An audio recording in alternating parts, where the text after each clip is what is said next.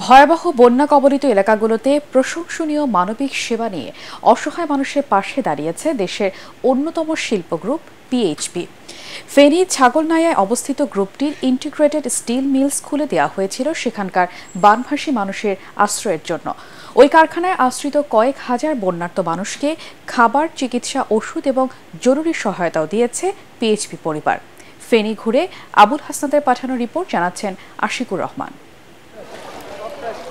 বন্যায় সবচেয়ে বেশি ক্ষতিগ্রস্ত ফেনীর ছাগলনাইয়া, ফুলগাজী ও পরশুরাম উপজেলা।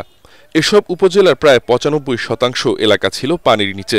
তবে বানভাসী অসহায় মানুষদের আশ্রয় এবং ভরসার জায়গা হয়ে উঠেছে ছাগলনাইয়ায় অবস্থিত দেশের অন্যতম শিল্প গ্রুপ পিএইচপি ফ্যামিলির ইন্টিগ্রেটেড স্টিল মিলস।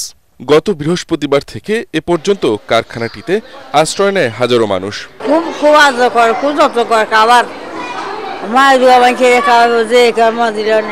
এখানে সব রকমের সুযোগ সুবিধা আছে।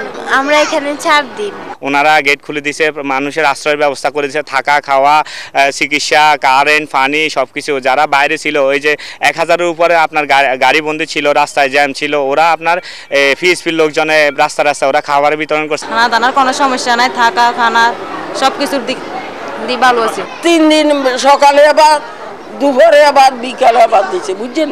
পিএইচপি তাদের কর্মীদের 5 তলা আবাসিক ভবন ও অফিস ভবনও ছেড়ে দিয়েছে বানভাসী মানুষদের থাকার জন্য।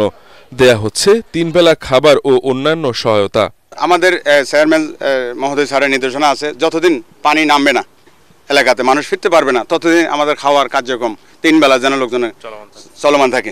এ ধরনের সহায়তার কারণে পিএইচপি কারখানার আশ্রিতরা বন্যা দুর্গত অন্যান্য আশ্রয় কেন্দ্রের তুলনায় স্বস্তি ও স্বাচ্ছন্দ্যে ছিলেন। বিশুদ্ধ পানি এবং চিকিৎসারও সংকট ছিল না তাদের। Bureau report, ATN Bangla.